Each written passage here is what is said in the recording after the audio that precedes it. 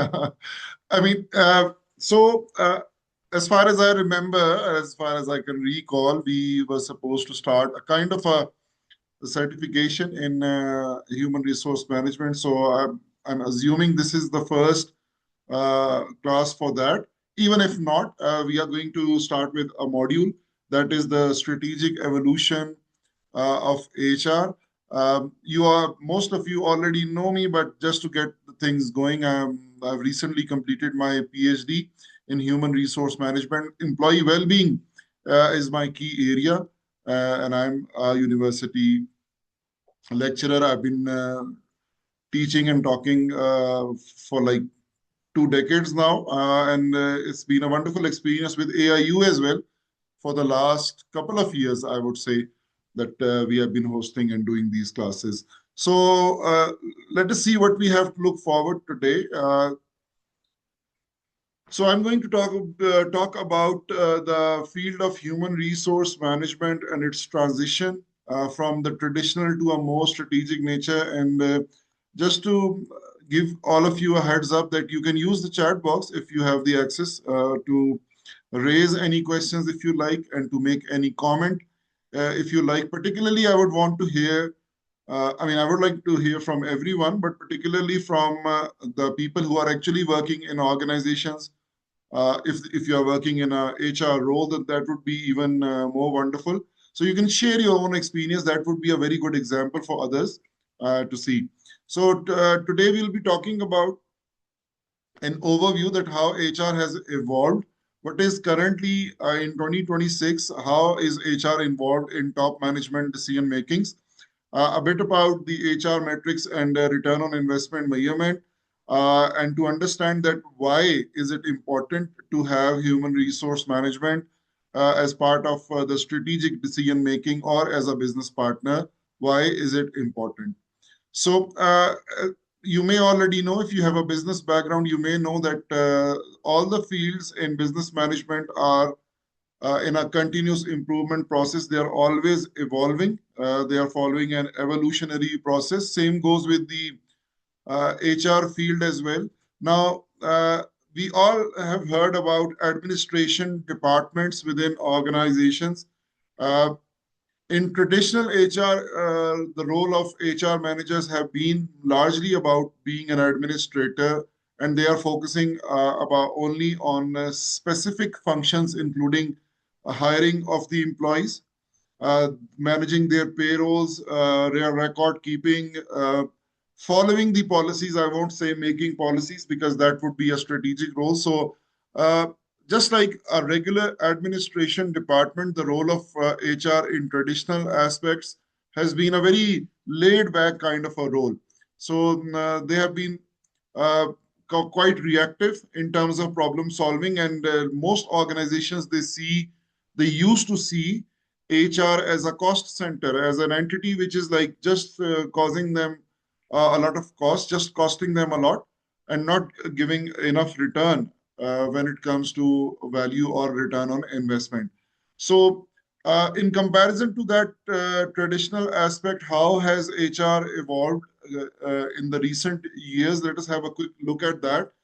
We all understand that the digital transformation and automation is something that is, people are talking about it, and it's really wonderful evolution over the years. Like, firstly, from manual work going on to the computers, then from computers, there came the internet, and so on. And now we are all talking about AI, and with the combination of AI, there is another aspect of data analytics, which is like currently very trending right now.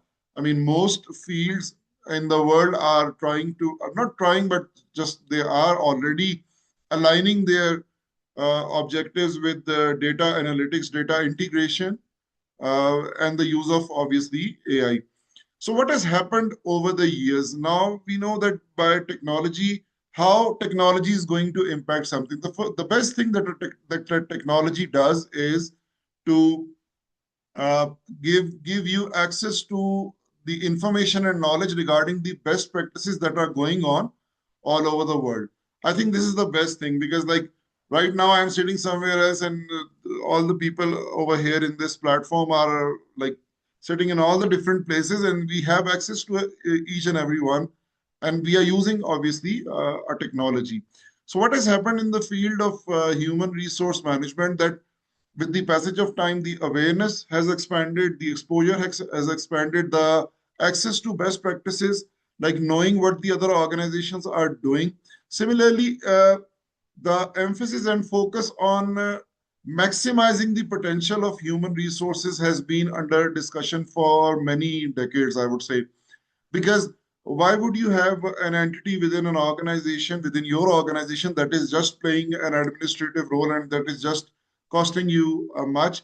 Why not help it become something bigger and better? So that strategic or modern role of HR has evolved into something really amazing, really wonderful, and we will be talking about that today. What are the drivers of that transformation? Like what encouraged that transformation to happen? Obviously, the first thing is, I've already told, that it is the technology and the automation, obviously, but the technology which is like speeding up things, uh, specifically in multinationals and organizations. The talent shortage and skill gap has been one of the leading factors by which the transformation was becoming necessary. Uh, Due to the evolving nature of work, like when there is internet, the world becomes a global village. Now the companies are competing globally, so it requires for them to have access to global talent as well. So in order to have that access, in order to make sure that the global talent is available and you are able to meet and deal with the global competition, the HR had to evolve. Similarly, the area that I've been working on, my area of specialization, is regarding employee experience.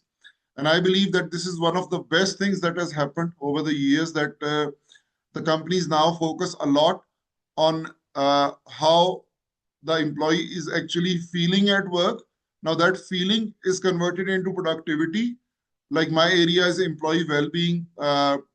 Gender diversity is another area. Diversity and inclusion obviously is another key area regarding this.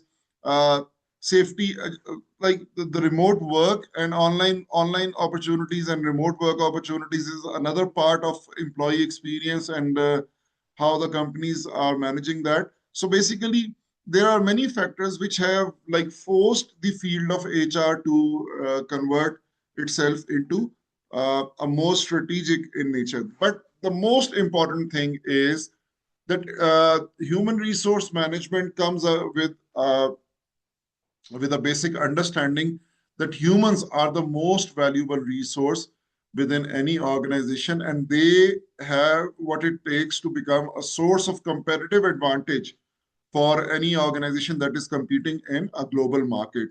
So in order to have humans, people, employees serve as a source of competitive advantage, obviously you would want to have them in a more strategic role.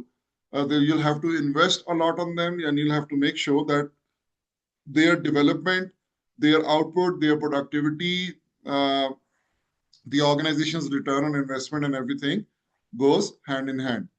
So let us see that how HR serves as a strategic business partner.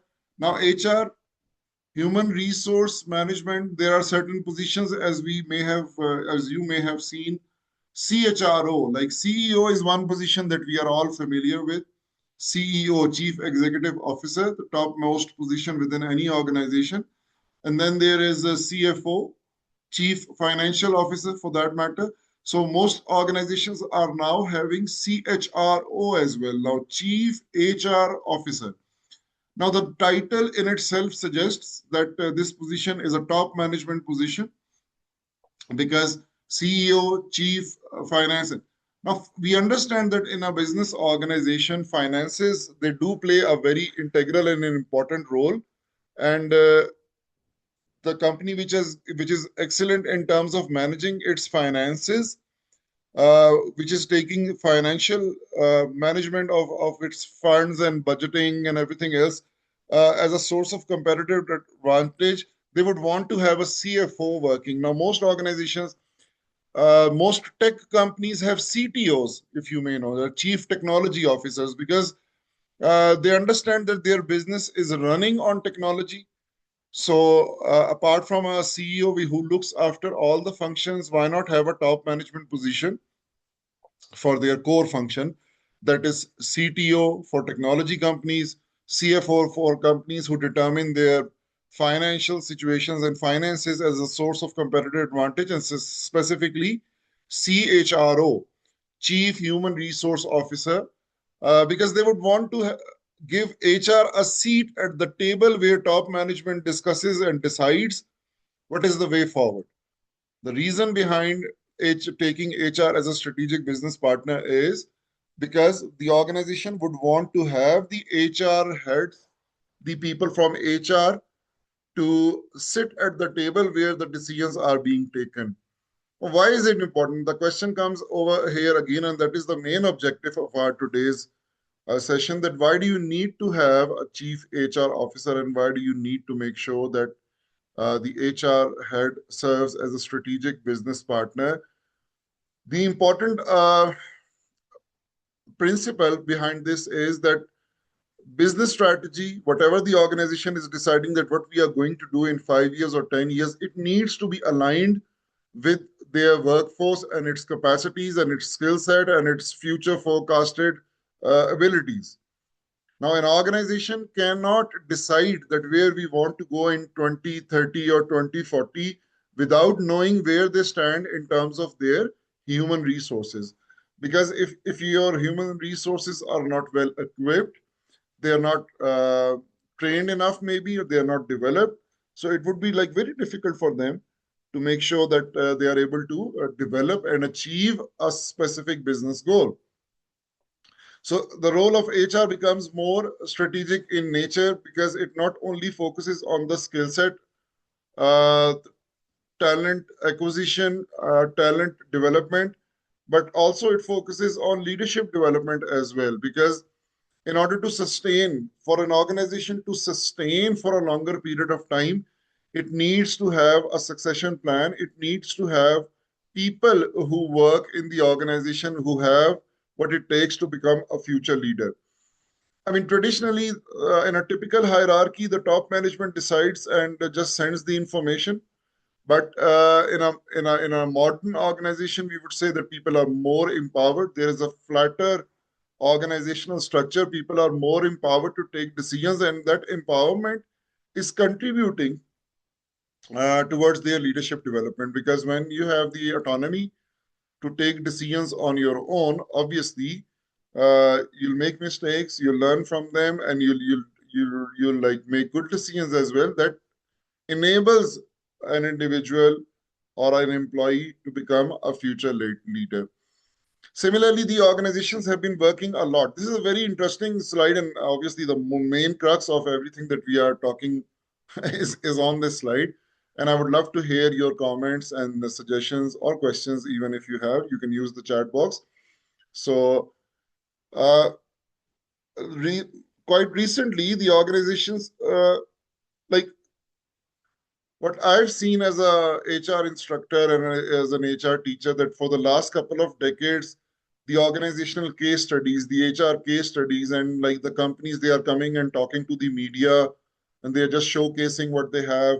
It's a kind of their branding as well, but they are largely talking about their best practices. Now, the internet, there are many websites and many forums on the internet which actually grab get hold of the top managers in organizations, and they take their opinions. So when there is so much knowledge sharing going on, one of the things that has evolved is regarding the value of organizational culture. Now, most organizations, when you are going to do research on the internet, you will find that most organizations are working very hard on developing their set of core values. Companies like Google, like Microsoft, like Patagonia, like Zappos, like even Coca-Cola as well, they work a lot on setting their core values, and they have a kind of a guideline that which they are going to follow, and they encourage their employees to follow the same. Dr. Lambert, if you don't mind me asking, can I ask you something? Please go ahead. Yeah, it is regarding the example. I was going through AIU's website, and I'm sure that being a leading educational university, it has core values as well. It shares some core values as well. Can you, if you can recall, what are those core values of AIU as an example? Can you quote them? So, for example, we see every student as unique and unrepeatable. Unique. Very good. Very good. And we Yeah. also have spiritual intelligence. We want to show empathy. We want to Very good. understand what the students are living through, what their situation is, what they need to do to improve their lives and reach their goals.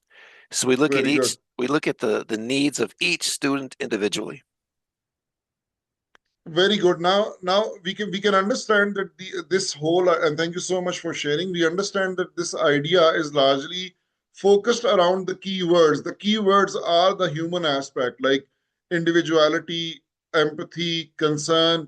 So this show gives us an idea that what kind of organizational strategy AIU is following. Yeah? It gives you an idea. Same goes with culture formation within the organizations. Like a culture, and unfortunately most organizations, they just ignore it. They just allow it to happen on its own. They have systems, like they have working hours, they have office environment, they have a color scheme that is being followed in the office, they have SOPs, they have the certain policies, but they're not talking about the human factor. What is the human factor? That how do they do work over here? Dr. Lambert gave a very wonderful example regarding how they do work at AIU. It's not about their statement of organizational vision or mission, or it's not a textbook thing. It is about having a clear idea. Now, HR as a strategic business partner is responsible to develop that idea for a long-term sustainable, as a part of long-term sustainable strategy, so that the organization follows that culture. The organization understands that what are our core values. The people understand what are we working for. And some companies, they take it so seriously. uh, I'm a very huge fan of an organization named as Zappos, which is an online shoe seller company. But as a business student, I've learned a lot regarding its wonderful best practices. So one of the practices that they had was that, I mean, getting into Zappos is very difficult, like getting a job in Zappos, because like so many people are applying and they want to be a part of this organization because it's very cool and very unique and very different. It has its own awesomeness fest where people from all over the working in Zappos, all over the department, they get together frequently. It's like a very fun workplace. Even if you go on the internet and on YouTube, see their videos, you'll see that they have worked very hard on developing the office environment and their organizational culture.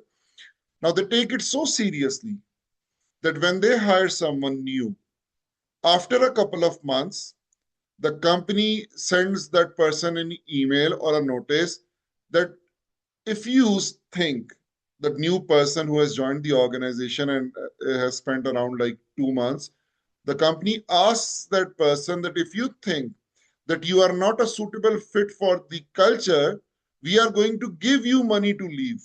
Like we will pay you off, and you can go and find a job somewhere else if you do not fit in within our culture. Because the idea is they would be saying that we don't want somebody to be working in an environment which he or she does not relate with. So they take their culture very seriously. They focus on individuality, uniqueness. I would encourage all of you in your spare time to go through the set of core values that Zappos company follows. It's like 10 commandments for them. They have given it a name, the 10 commandments of Zappos. So you can have a look at it on the internet. So HR, human resource management, is largely responsible about regarding uh, giving a shape or a face to an organization.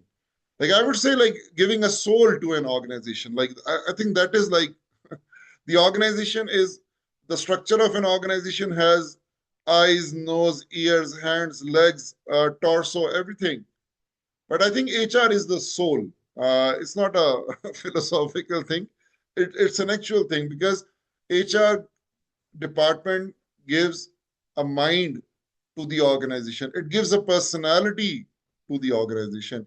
Uh, that is a very good description, to be honest. If I like when I'm saying it right now, I feel that this is really interesting and relevant. So over the years, what has happened? Like the evolution, uh, how has this be? The old view was that HR, human resource management department, spends a lot of money. Now the new concept is that HR creates value through people. How? By making them more productive, by enhancing their creativity and innovation, and by helping retain them and engage them. Now, these four keywords are very important. Now, they can be used as a set of core values for any organization to follow. Now, we do understand what productivity is, that by using less inputs, if you are able to generate more outputs, this means that you're being productive. Same goes for the because of the global competition and because of the external environmental forces becoming so, I would say, so challenging, the need for innovation and creativity is something that is always there. So why not have a workforce which is constantly thinking about being innovative? Uh, the access to other organizations give the employees the opportunity to switch jobs. Now, turnovers, layoffs, I mean, layoff is obviously on behalf of the organization, but turnover, the companies which have high turnover, where people are like coming and going, obviously it is incurring a lot of cost because hiring is a very costly process for an organization. Like they have to uh, firstly announce a position using some medium. They'll have to like go through the whole selection procedures, maybe having some kind of a test. Some obviously the interviews will be there, job offers will be there, negotiations will be there, and then they will be able to like make a final deal and take the person on board, which brings a risk as well because on paper a person would be very competent, but when he or she joins, there may be a cultural misfit, there may be an expectation misfit. So and you know, like most people who leave their jobs, they leave it in the first couple of weeks. This is the data speaking that most people who leave the jobs, the first 2 weeks or 3 weeks is a very critical time period because this is where the make or break thing happens. Like the expectations are either matching or not matching. So HR department focuses a lot on retention, retaining the employees, because they assume that if we have spent a lot of money on employees, then obviously we would not want to let them go and not spend extra money on hiring or finding new people. Same goes for employee engagement. This is another aspect where HR's money is basically is going. Now, what is employee engagement? That when an employee does not need external reinforcement, when an employee does not need 9 to 5 timing or some disciplinary measures or some policies to keeping an eye on him or her, and they feel that they have an obligation towards their work, this means they feel highly engaged. I believe that the people, that the employees uh, who are highly engaged with their work, the organization should feel best to have them because usually in the world, the work is taken as just work. I mean, it's a way of getting paid. But when the employees assume that work as something that they really want to do, so it ends up their condition as being engaged. Now, it does not happen automatically. It doesn't happen uh, out of nowhere. HR has a clear-cut policy, has a clear-cut strategy, has a clear-cut way forward approach towards employee engagement. So that is how it is evaluated in terms of its evaluation. Now, this is a very interesting slide. I did share this one on my LinkedIn as well today, asking the recent HR people working in human resource department that which HR competency do you think is very relevant and most important for 2026? Now, I would want you guys to have a look at this as well, and I would want to hear your opinions also. If Dr. Lambert, I would want to hear from you as well, and if these people have access to the chat box, maybe they can choose an option and tell me why they have selected a specific example. Like for me, I said that in the start, I said that data literacy and analytics is the main HR competency in 2026.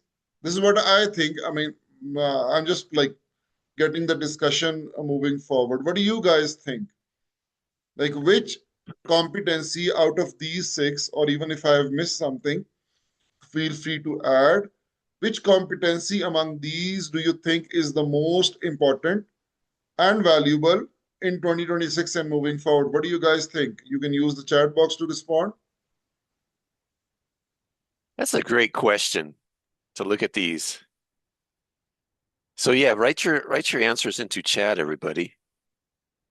I think everybody, you can write your answers into chat and everybody can see your answers. So we can share.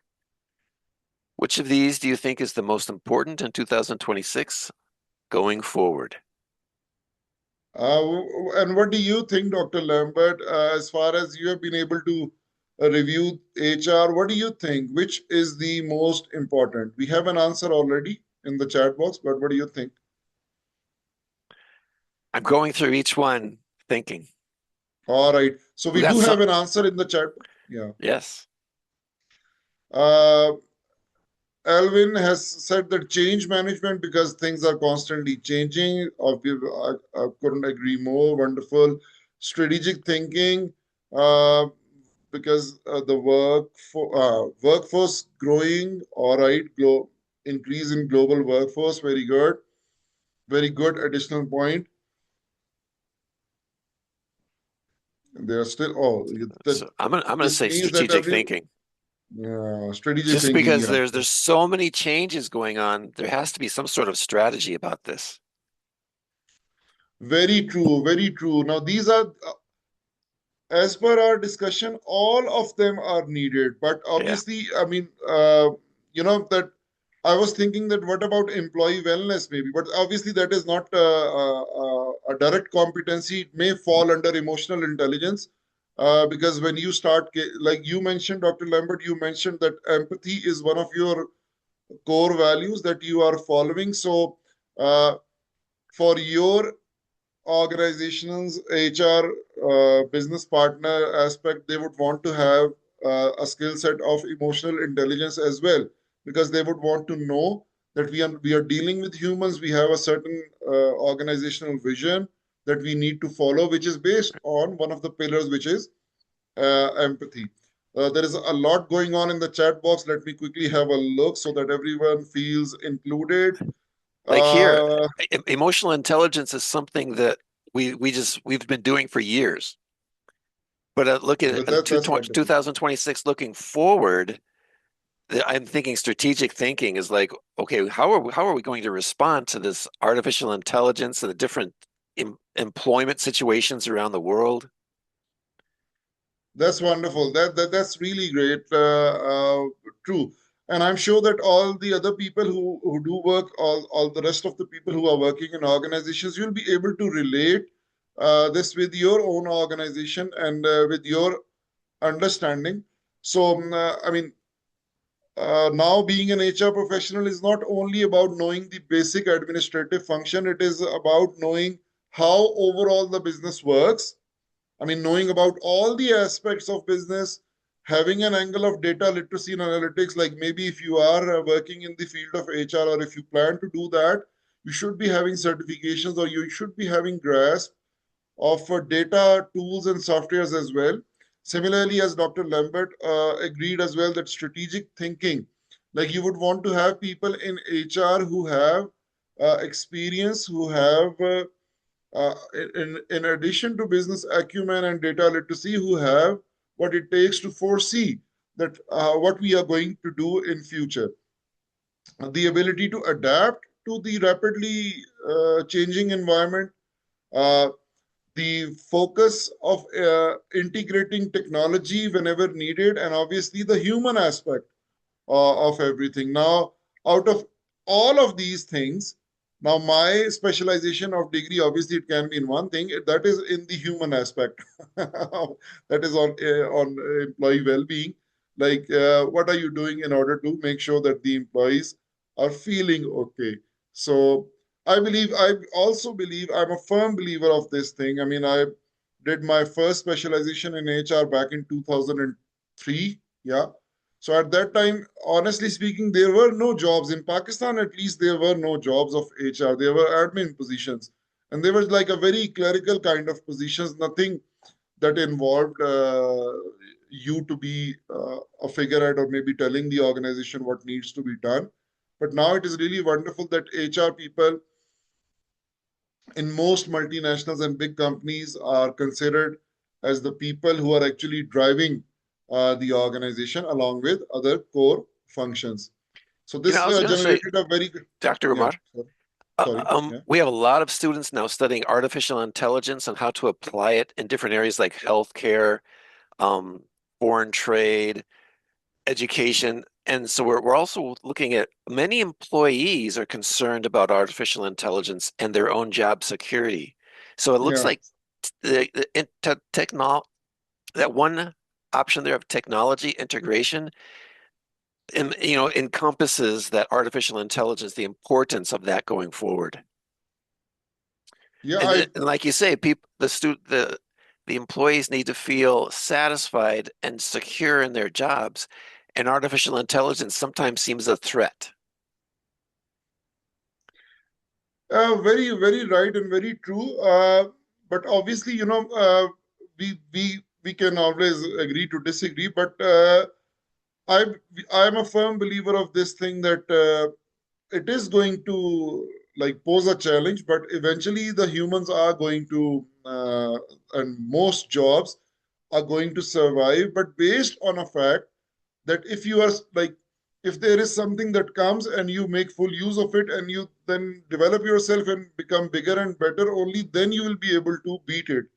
I mean, if you allow it to become better than you, maybe, so obviously that will become a bigger challenge. Now, as people who are the students or the people who are actually working in their jobs and they feel threatened by AI, that does not mean that they start unplugging their computers. Maybe this means that they would be now willing to align their own skill set with digital literacy, with the understanding how this technology is going to shape up the world, with improving their own skill set and integration with obviously the artificial intelligence and the other technological aspects. And because we know it is not going anywhere, it is going to make this world better, hopefully, but with it's supposed to play a supportive role in terms of enhancing our human skill set. This is what I believe in. I see technology as a support, as a very powerful supportive tool, not as a direct competition or a threat in any way. Because Dr. Humada-san, I yeah, completely agree with you. We have one student who's writing a book on exactly how to work with like ChatGPT and other artificial intelligence to control wow, it and use it as so that you master it and control it so that you get the best information out of it. But it's really the human is using artificial intelligence as a tool and learning how to use it as a tool, but not learning as just to take from it what it gives you, but to make sure it gives you what you want. yeah, true. Well, I, as an instructor, I did have a discussion with, I was having a teachers training a couple of days ago. Uh, I mean, telling the teachers about the skill set that we need to develop in the students. And there was teachers from all the departments, and I did ask them that how frequently are you using AI? Because, in academia, uh, AI did not have a very good start because of the plagiarism and everything. I mean, just the typical usage of that, and people were like very hesitant, maybe that even if somebody is making, even if a teacher is using AI to enhance the lectures, maybe. So generally, it would be assumed that it's not his or her own original work and they are just relying on the AI. So why not? I mean, if something is there and it is reliable, the data that it can summarize, no human can do it. My point is that now most people, including the teachers and the students and the next generation, they now are able to understand that uh, this is something interesting that you need to learn. I mean, I tend to use AI a lot. I mean, in terms of and I'm using it so much, and obviously I'm using the free versions of the software, so they are limited, I know. But like that, you get to know that these technologies, they have their own limitations as well. I mean, they're not like ultimate or supreme. So no matter so the eventually it will be up to the user, just like using a computer or just like using any other technology. I believe that eventually it will be up to the user that how useful he or she is able to make that technology for them or their work. Now, this is what I think. But that's a very interesting opinion and question, Dr. Lambert. Thank you for sharing. All right. So HR in top management, we were on this that human resource management in its role of strategic aspect. So in 2026, what are they doing? As I've already mentioned, some things that they are working in uh, partnership with CEOs and CFOs, CTOs even, as a strategic advisor. They are overall designing. Now, HR department is a part of defining what their workforce strategy would be. It is also focusing on risk and cultural management and the most now, in response to what we have been talking about in the last 10 minutes, now HR within the organizations is responsible to determine how much integration of AI would be there, because they are the ones who would want to make sure that the introduction of technology and the ability of people to get hold of that technology, equip themselves, make full use of that in their work. HR is going to be responsible to ensure that. Now, as I've been talking about this thing, that the strategic aspect of HRM is to align the business strategy with human resource management. They align business strategy with people strategy.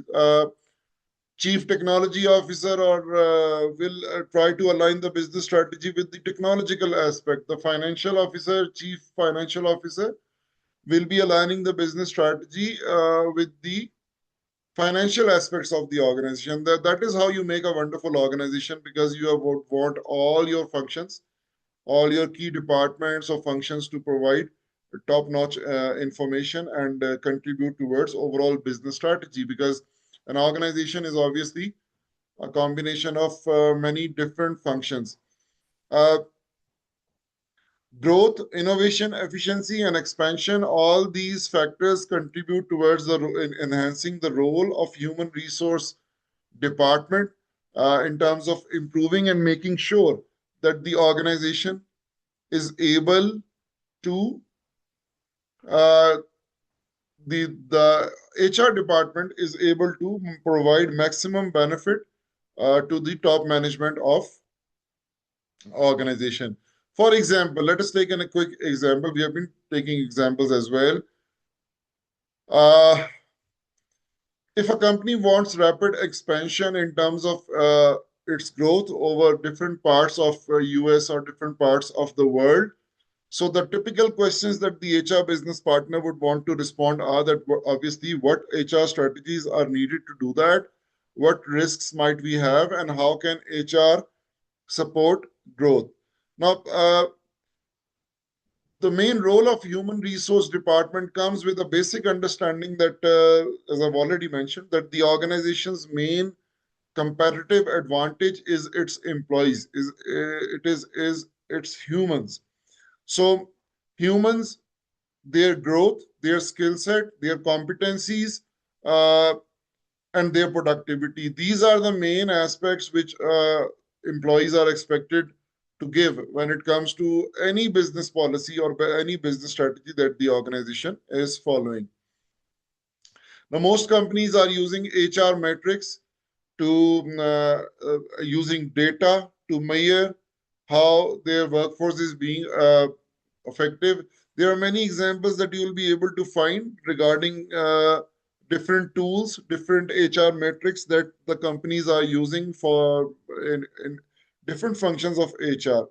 Now, let me clarify over here that the human resource management, for those who are not very aware of what human resource management department does, then primarily its functions are human resource planning, determining and forecasting the future need, recruitment and selection, finding the right people for the right job, right person for the right job, uh, orientation and socialization, obviously, performance management, compensation and benefits, determining that what salary and what benefits will be offered.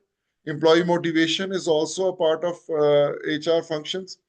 Employee safety and health, career track, like the HR department is going to make sure that one person who enters the organization at a specific level, what is going to be his or her career track for the next 10 years or 20 years.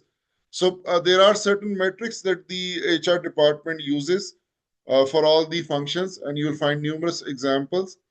So why do we have HR metrics? Because it is important to understand that everything that is happening within an organization needs to have an ROI, that is return on investment. Like, it's really good to talk about emotional intelligence. It's good to talk about leadership development. It's a very motivational thing to talk about employee well-being as well. But what about the ROI, return on investment? That if we are investing, if the organization is investing on improving the employee engagement, what is it going to get in return? So these metrics, they give the enough information and data, and they enable the HR department to justify that what investments are needed and why they are there. This is an example of HR metrics, that what does it give you? It tells you based on the data, it will tell you that how much time is required to let go of an employee and hire a new one, and how much cost. This is a very interesting thing, that how much cost is it going to incur for an organization? What is the turnover rate? What is the engagement score? I mean, it is quantifying everything that is happening in a human aspect, which is happening in a social aspect.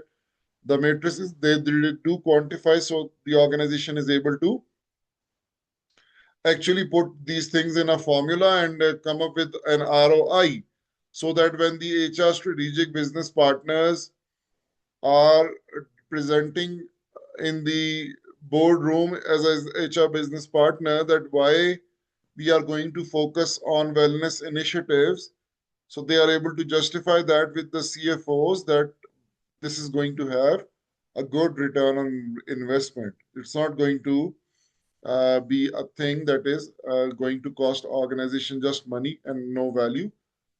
So the ROI needs to be determined as well.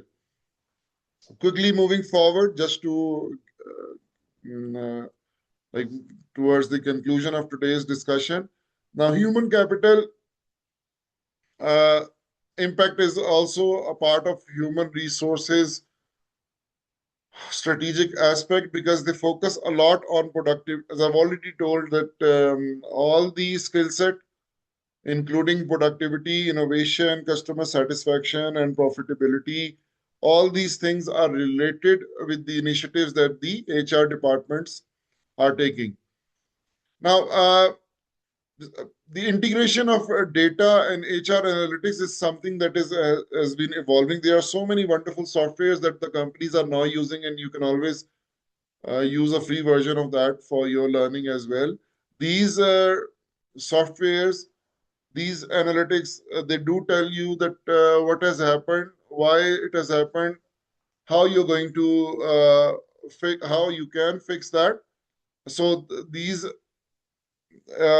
all the people side of things are now trying to, the companies like even Google, they have come up with so many wonderful softwares and data management and data interpretation tools, which actually tell the organization that how the future is going to be shaped up. So, as part of summarizing what we have talked about today, HR field has evolved and it is now a strategic function. It sits with the top management and aligns its practices with the overall organizational policy. The HR department needs to have metrics to build credibility, and measurable business value should be there. It should not be like just a talk. It shouldn't be just like an idea. It should be something that is clearly measurable. So, my final slide is on the questions that you are going to ask, and I'm more than happy to respond. What was the new thing that you learned today, and how can HR be more strategic in your organization? So this was all about our session today. So we still have around 10 minutes to go. So I would love to take your questions and comments. Yeah.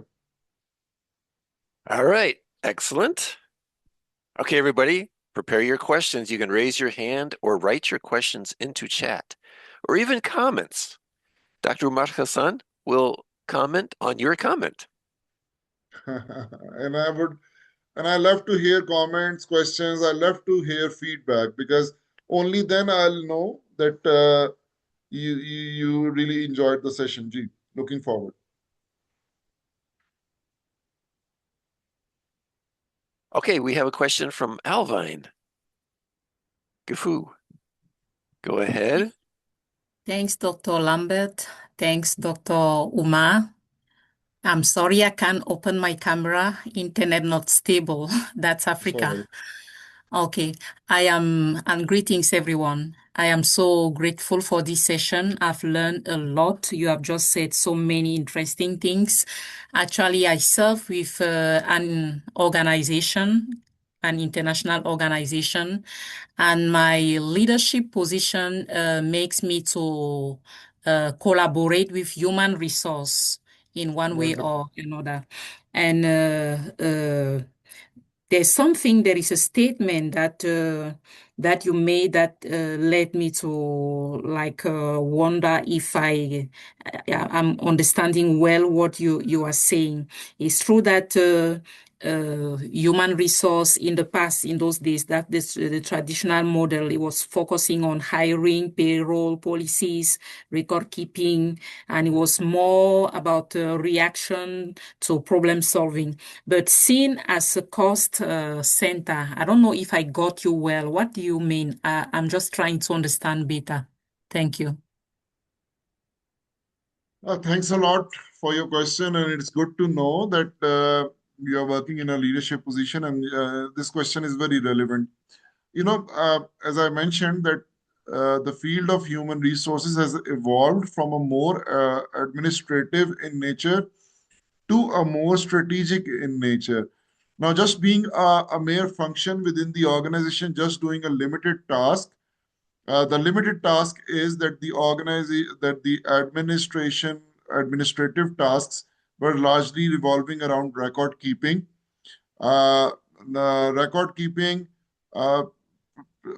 doing all those functions of HR in a traditional way without having any innovation. And with the passage of time, since the need for evolution was increasing, so it was becoming more of a burden on the organization, because the traditional functions, that whatever the HR departments are doing, it can be done by a computer software very cheaply, I would say. So even if you have 4 people sitting in your admin department, they would just be an additional cost on the organization. Their salaries would be a cost on the organization. So it was expected from the HR department to play a bigger role towards contributing towards the organizational overall goals. And it happened automatically. What is the automatic aspect of that? Because of the technology, because of the changing environment, because of global competition, because of companies having access to it is it. I think the main concept behind it is to do more. Like when a department is asked to do more, so they're doing more is that they actually realize their potential. They realize their potential, and then they were given a seat at the top management position. So HR is required to determine what is the money-wise benefit of all its activities. I mean, if still there is an HR department and it's not doing enough, so it will still be a costly activity. It will still be a burden on the organization. So whatever they are doing, they'll need to have a justification for that. You know, I'm not sure what happens in your company, but if there is, my example would relate to you that if your HR department focuses on employee recreation activities, like if you see on YouTube and different videos, you'll see that HR department is largely responsible to have fun, like just to like chill and relax the employees, maybe have a gym in the office, or maybe take them out for a retreat. So the manager would be asking, the top management would be asking that what is the ROI of this retreat? Like if you're going out and having fun, what is the return on investment? Why are we spending time and money on this?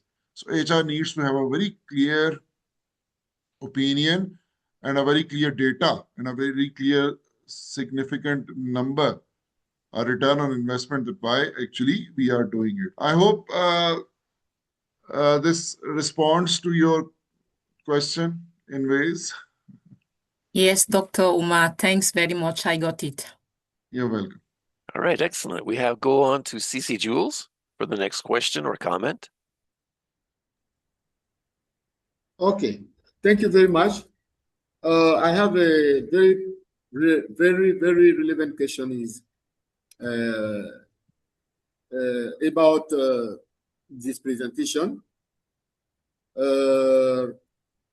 First, I say, please, okay. We can appreciate company workforce. Is it? It is even in the chat box. We can appreciate company workforce performance in production only through HR matrix process. If so, did you find out how rate is number of company HRs using matrix process on their workforce around what this? Did all of them use a ROI formula? This is my questions. It's little bit technical. Doctor, do you see the question in chat? Yeah, I can see that. And thank you, CC, for asking. It's not technical at all. I mean, you know that everything needs to have a number. Everything needs to be quantified. The companies, because if it, you know, if the company is spending $10 on something, so they would want to know that what are we going to get in return, how much money, whether it is productivity, whether it is. So they try to devise and develop some metrics, some formulas, and everything is accounted for. Even, I mean, I know that overtime or extra time working is being paid at the organization, but most companies, they are actually like trying to quantify every input so that they are able to determine that how much return is expected and how much return it can actually give. But it largely depends on how the HR departments within organizations, but different organizations are actually doing it. It makes sense for all the organizations, for all the departments to use ROI formulas or ROI, return on investment, because even like if you have attended this session for 1 hour, you have invested 1 hour of your life, you would be trying to determine that what is the return on investment, how much I have been able to learn. You'll probably be having a generic idea about it, but an organization would have a quantified idea about it, a number-based idea based on using a formula. All right. Okay, thank you very much. Welcome. I just want to give a quick question that I think is really interesting in chat from Fernando. How can innovation be an important part of a human being? Human being? Yeah, How can innovation be? I guess in the terms of human resources, how can you Yeah, all right. help the employees be innovative? That's really wonderful. Since innovation and creativity is one of the top competencies required, and it is a global, like it is accepted globally, because because of the rapid changes in the environment happening all the time, the companies, they really need to be responsive. We talk about change management, and we say that one should not be hesitant to change, and we should adapt to the change that is happening. And change, it comes from the outside. Like if your competitor is doing something really amazing and has done something really amazing, you would want to respond to it and adapt the challenge. You'll only be able to do it if you have the competencies, if you have the, I would say, the skill set. So that it is mandatory for the employees to understand and learn creativity and innovation. Now, how to do it? A well-equipped employee, a skillful employee will always be able to come up with a solution to a problem in his or her respective field. That is why companies, they invest a lot on training and development.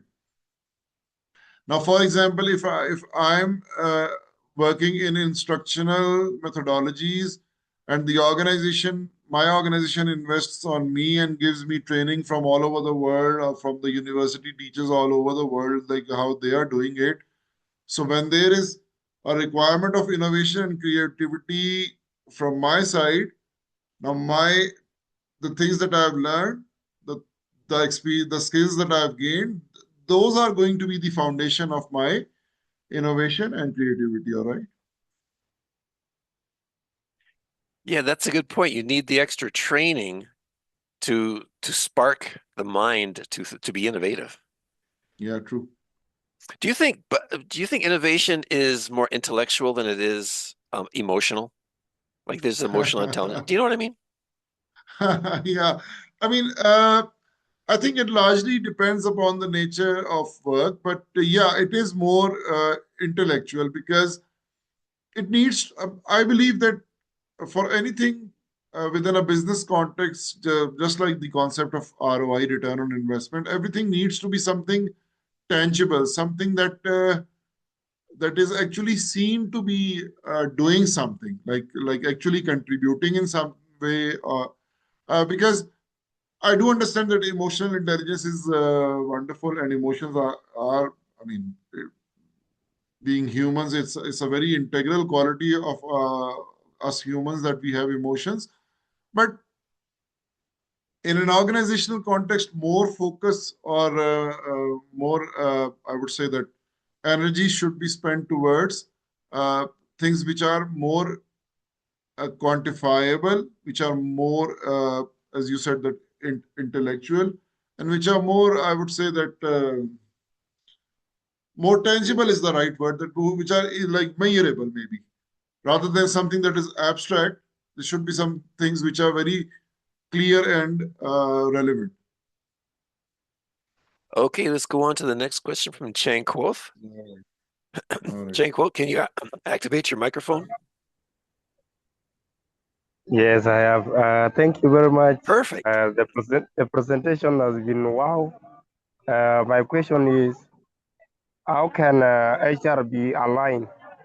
How can HR align talent strategy with overall business strategy? How can HR align talent strategy with overall business strategy? Thank you. Yeah, basically our whole session was, about this thing. So, in a nutshell, that if HR is actually given a seat at the table where the decisions are being made, then determining that where the organization is going in next 5 years is going to contribute towards how HR is going to align its objectives accordingly. Whatever HR department proposes or suggests, it needs to make sure that it aligns with the organizational policies. Otherwise, how is it possible that one department is going in one direction and the organization is at the other? And that in itself is a reason why HR is given a strategic role, because the top management wants to hear from them because they want an alignment. And over the years, this has been a big challenge. The alignment wasn't there. That is why people they are like largely dissatisfied about their jobs. Job in itself is considered something very stressful and very hard. So the HR, I would say HR experts, they tend to work on this thing, that why not make an environment or make a job or create jobs which people love doing, which people are like truly engaged with, maybe. Yes. That makes me think of a question here, because you say, Sure. let the employees have a seat at the table. So HR is representing the employees. But in some organizations, the employees have a union, so the union representative is representing the employees. How would you differentiate human resources from a union of employees? Yeah, that's a very good question. But just having a seat at the top management table does not guarantee that the interests of employees are protected also. I mean, if the employees feel that the all the bosses, all the leaders, all the top management are concerned about their own interests rather than the overall benefits or well-being of the employees, then they have, in US even, they have a formal provision of forming a union, and that union holds bargaining power. That union is an actual entity within an organization, a formal one, not something rebellious, not a rogue kind of an activity, but a formal entity that actually bargains, negotiates, and protects the employee rights. And I would say that the most strategic role of HR has eventually like a bit, it is going towards minimizing the role of unions, because then, as you just said, that what is the objective of having two entities doing the same work? So the strategic role of HR in itself presents that there is not a need of a union, but still, if the employees feel that their interests are not being protected, and it is about small things even. I mean, usually in productions, it is about the working environment, it is about the salaries, it is about some other things which are happening. So the employees, they are allowed to form unions. But in I would say in effective organizations, the unions and HR, they are like in very good coherence with each other, because at the end of the day, the companies want people to work and work well and get paid well even. So nobody wants a undue conflict or a undue issue. So a good HR manager, I would say, would be establishing a very good relationship with the union if the union is there. Yeah, interesting topic there. Yeah, yes. But I think that's very good. What you're saying is that HR is embodied within the business organization to really care for the employees and respect the union, respect the business. And so that really places human resources really has to have a higher level of empathy to understand the organization, the leaders, the owners, shareholders, and the employees. So there's human resources has to balance all of that instead of just represent one side or the other. Yeah, let me share a very interesting and a kind of a funny thing on that. That when I was doing a specialization in HR back in 2003, now my head of department, he asked me that why have you chosen human resources as your specialization. So, and he said that it is for girls usually because HR is supposed to play a motherly role within an organization.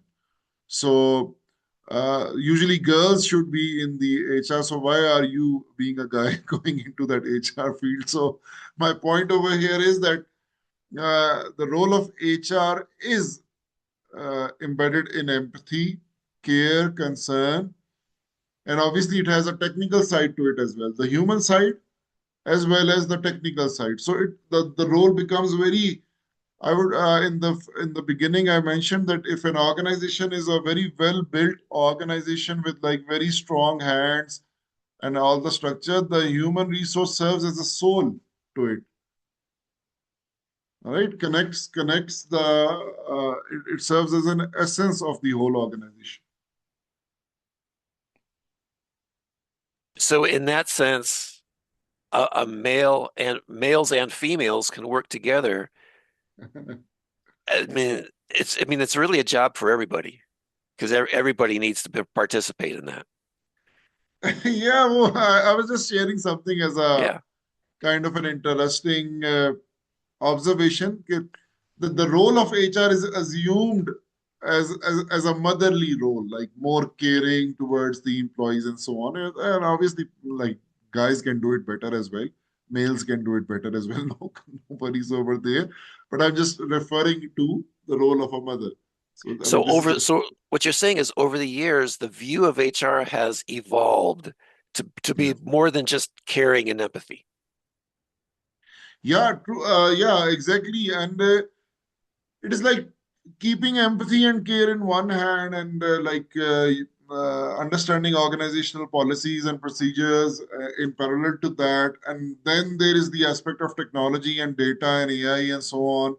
So it is like playing multiple roles, but keeping the human factor intact, like not ignoring the human aspect of everything. Elvin has mentioned that in her organization, the HR leader is a woman. I mean, fine. Yeah, you'll find that. Yeah, okay.